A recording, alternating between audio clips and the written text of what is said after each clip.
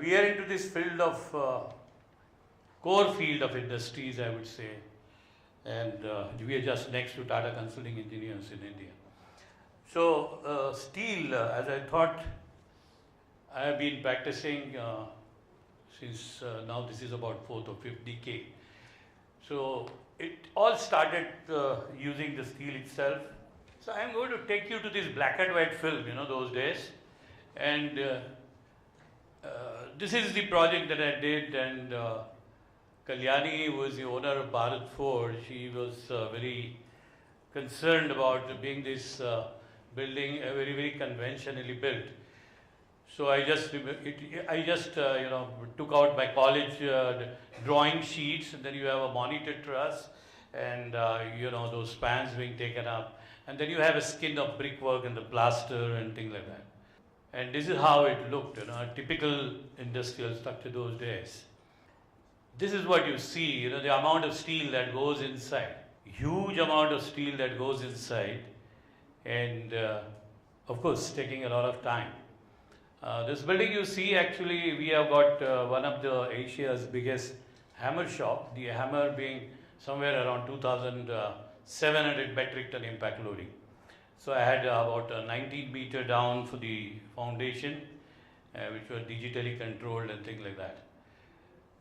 Then I moved on to this project, which is Kirloskar's, which was done in Ahmednagar. We got an award for this project. You can imagine the span.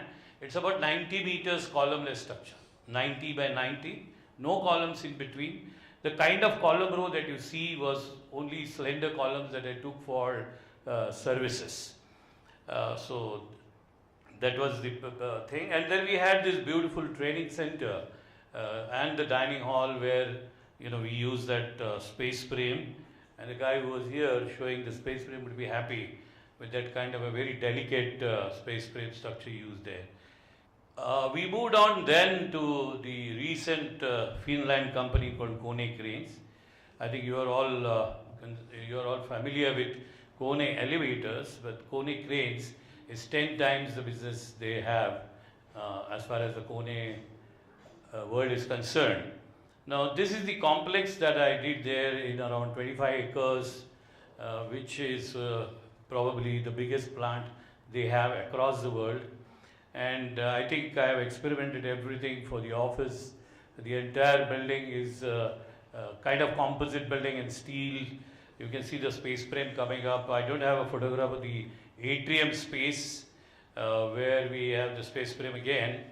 But the best part was thanks to Zamil that would design the structural part of the internal building as coming up as a PEB with long spans, and we had about 52 cranes in this entire building. You see the photograph in the left corner, upper side. So there are about 52 cranes of all kinds. Being a crane company, this was a kind of an exhibition that they wanted to do, and of course some beautiful roofing that was done, services being lined up. I think what is now, now what is happening is that we kind of design the plans, we need to design the services, and then probably we sit with the PEB guys, and the message to the PEB industry as well would be that they should not be really thinking of off the shelf kind of designs, but they should actually do it custom built, where they take care of all these services, particularly the heights and the kind of headrooms requireable, the gantry movements. If they can take care of all that, I think we can come out with a very economical structure. So we also went with Zamil for another project called E-Korea. It is actually a Korean and Japanese company collaboration. I'm showing specifically the kind of spans that we had, and there was a multi-storied office building in the front which was just abetting the main production hall so that all the 3 floors can see the production area. And so this is what we did in a very record span of 7 months, a large project for them. Now These are the contemporary structures. I think we have all seen what are the contemporary structures. And Hiten Bhai was talking about the cantilever. I think you should see what cantilever is there on the right side structure has, you know. So our structural engineer needs to actually undergo a lot of training, I suppose, as far as the subject of cantilevers are concerned. But then these are the contemporary structures. I was very much impressed by this particular structure. The airport in Spain, which is Madrid, a wonderful design and very well complemented by structural design. As a matter of fact, it started with a series of concrete columns going across the center and then supported equally by those steel beautiful tube structures, giving a tremendous form from inside and outside. And the play of, aesthetic play of architecture, which is equally done by using the poetry of colors, as you can see, as they keep on changing with the whip jaw there from the yellow to the reds to the blues. And that's not only happening externally, but it also happens internally. And what a beautiful structure that is there as far as the interiors is concerned. Thanks to a very beautiful structural design which is done, giving justice to the architectural dream.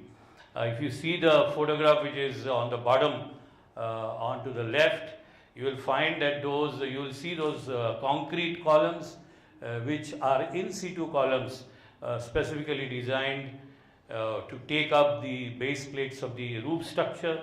And the roof structure is as delicate as probably Anushka Sharma, and that is how gives the kind of flavor to the interiors of this particular airport. And you can also have observe the roof openings that they have for the skylighting. Now, these are, I think, all the elements that we need to think now into industrial structures. The clients today of the industrial structures have changed tremendously. They want to put in a lot of money even for, not only for the function as it used to happen in the old days, but they want a beautiful flooring. They also want a very good facade. They also want the light to come in. They also want the architect to take care of the services properly streamlined. And if you can make a good synergic effect to the entire thing in your design, I think that's what they are looking at, not only in India, but in various other places as well. So this is what I feel, is. It could be an industry, it could be any structure that would happen, and architects can design using those beautiful roofs, underdeck roofs, in terms of wooden slats. You can see the poetry of the light, that is roof light, that is coming in, and you have those concrete columns which are also given some beautiful geometric shapes, taking care of the air conditioning ducts within. So these are, I think, this is the basic diagram through which the whole thing was worked out, and what an amazing thing it is. I think the earlier presenters have spoken a lot about how this geometry can be worked out by using different kinds of softwares. So I really feel that our structural designers have to really sit with the architects, try to understand their dreams, and try and use steel, because many people have talked about being, the flexibility of the steel in terms of design. But then this is where, the application of the steel is more so important, and the delicacy of the steel members will add the aesthetics. This is one project I want to present to you today, not a very big project, and it's a German company called Hager Electro. You all know that most of the electronic controls today in our country, they are all Hager projects. They took me all the way to Germany to see what they have, and when I came back, then I thought I should design some industrial project that would be as beautiful or probably better than what they have in Germany. Most unfortunately, we could not get a land that was suitable to their requirement, and unfortunately we had to settle down for a brownfield project kind of stuff. So we actually had to buy a kind of industrial unit of this sort, where you see all the conventional kind of steel playing everywhere at the roof level, along the walls, and so ugly to look at. And there are series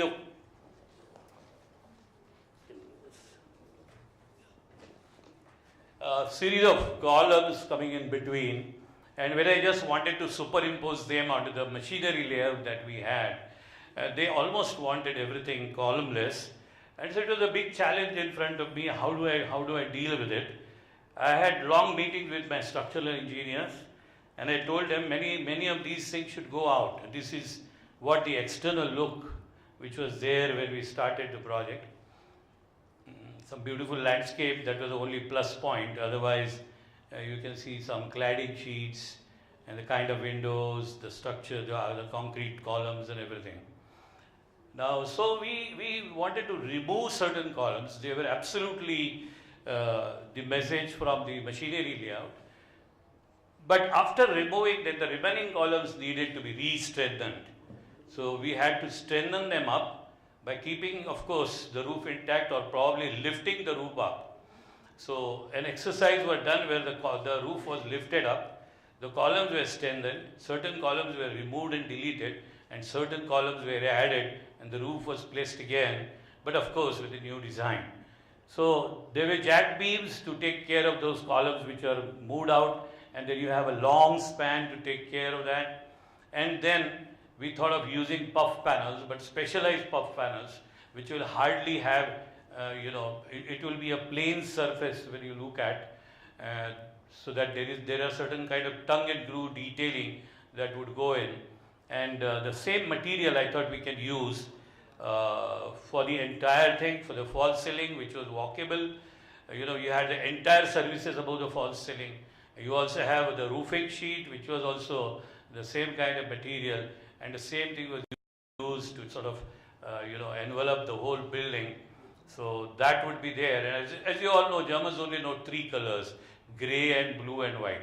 So I thought that these are the only colors that I should be using inside. These are some of the points. We went on to the portal frame. We had the puff sandwich panels. These panels helped me reducing the temperature by 5 degrees inside, because the entire factory was supposed to be air conditioned. We of course thought of doing it with evaporating cooling system, but that is what we did today. And flexibility in machine placement was then possible. The columns were needed to be strengthened also because we had added certain gantry cranes which were pretty heavy for testing in some of the areas. And this is how it looks today from the rear side and from the front side, with a lot of glazing. And one would wonder, that it's an industrial building. Probably they may think that it's a commercial building. Retaining all the columns that I had, and we did a lot of sandwiching over there, taking the fascia all around in the same line. Germans they don't like all those curves that we saw. They like straight lines, and as I said, only three colors: blue for the glass, greys and the whites. So that is how this was. This is few of the things it went on during the construction. The sandwich panels, the details that we did for the sandwich panels, the kind of roofing, the kind of internal structure. You can see some of the columns and the roof members have been removed. And this is what finally it looks like. It's absolutely a very smooth flooring, a very smooth top finish with beautifully laid out the lighting. And you can see those slit diffusers which run along across the production hall, giving the ventilation and cooling. And then you also have a test area with the cranes. I could not, of course, give a headroom because of certain limitations, but this is what is the final product that we got into. So steel, my dear friends, is the next generation material. I thought concluding, I thought what all we have is, we can do the scheduling of the construction. Somebody was talking about, I think 2 weeks they completed something. We have completed about 45,000 square feet in 45 days. including drawings, starting from discussion. So I think things are possible. Super quick to build and prefab at the factory. Quality in construction with off-site fabrication with a reduction of actual on-site time and site construction. Material availability is one very important concern, but then as far as steel and probably the other metals are concerned, it's quite possible. Structural steel is readily available. Steel, as I said, can be recycled and reused, which is what we did. Safety needs to be thought over now. And coated fire-resistant material, strength and integrity becomes significantly compromised in the instance of a resistant. Structural fire-resistant coatings are typically also lacks the porosity, steel lacks the porosity. So these are few of the points which I thought I should share. Cost, if you compare with reference to time, I think it would be economical. And my conclusion, I think I have been very openly, even writing the papers, people are talking that steel structures are expensive. As far as industrial structures are concerned, steel structures are economical, particularly the pre-engineered building structures are economical as compared to any composite structure as well. So we have some costing references for that. Ease in erection, PEB has specialized PEB builders to erect, so erection process becomes easy, fast and step by step. Design possibilities, yes, you can probably go for any kind of long spans with very few columns. It suits customers and architects' requirements. The only important line here is most of the PEBs, they are working on certain US standards, the US codes, and I think they should work on the Indian standard codes. So the PEB engineer's design is of course faster and more efficient designs. They are also user-friendly products. I think inferences today, strong and yet flexible steel and aluminium. I also thought that aluminium is almost like a sister to the steel as far as industrial structures are concerned. And they are now regarded as key construction materials in many landmark industrial projects. There is a competition and minimization of maintenance during the working life. They are the major concerns within the construction industry. It's a unique combination of strength and design versatility that makes steel a preferred option for a wide range of construction applications. Keeping pace with changes due to continuous technical development and technological development, steel and aluminium have ensured that they are the preeminent materials. Thus, the ability to offer diverse material supply, technical expertise, and added value processing are the key factors which distinguish the buildings.